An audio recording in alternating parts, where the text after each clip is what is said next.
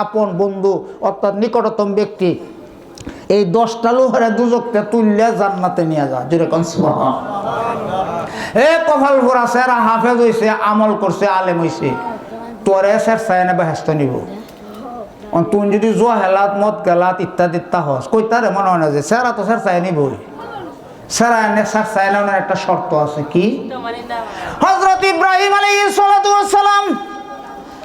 তার পিতা আজরের জন্য দোয়া করতে চেয়েছিল আল্লাহর পক্ষ থেকে নিষেধ হয়ে গেছে তুমি তার জন্য দোয়া করতে পারো না নূহ আলাইহিস সালাতু ওয়াস সালাম তার সন্তান কেনানের জন্য দোয়া করতে চাইলো ওরে কেনান আয় আয় আমার নৌকায় উঠে আয় এখনই তো ডুববে মরবে তাড়াতাড়ি আয় সেরা কেনান সে কয় না আব্বাইতে পাহাড় দেখা যায় পাহাড়ে উঠবো তবু নৌকায় আসে না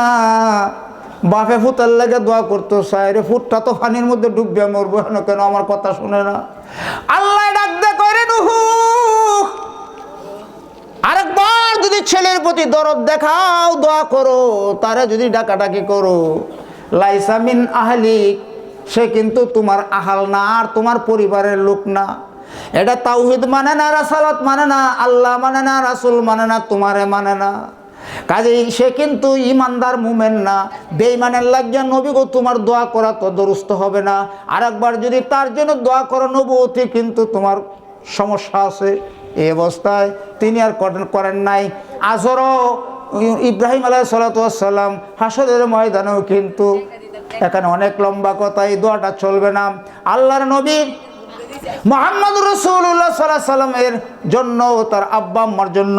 দোয়ার কথা হাদিস শরীফে বিভিন্নভাবে আছে আমি সেদিকে আগায় যাইতে চাই না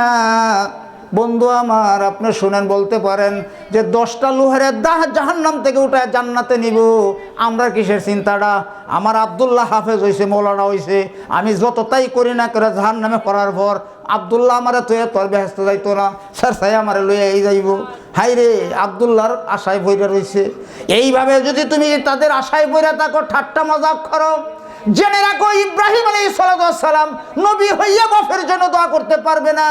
নূহ আলাইহিস সালাতু ওয়াস সালাম বাপ হইয়া ছেলের জন্য দোয়া করতে পারবে না কারণ একটা এদের ঈমান নাই বেঈমানের জন্য কোনো দোয়া হবে না যে হাফেজের আব্বা নামাজ পড়ে না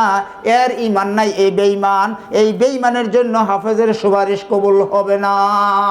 এই জন্য অনুরোধ করিয়া যায় ছেলে মেয়ে যখন মাদ্রাসাত পড়ে অন্তত মসজিদে গিয়ে একটু সাজদাটা দিও দাড়িটা ছাড়াইও না টুপিটা মাথার দিও আলেমদারে ভালোবাসো অন্তত তুমি কোরআনকে যদি ভালোবেসে থাকো দেখেন একটা উদাহরণ শেষা বলি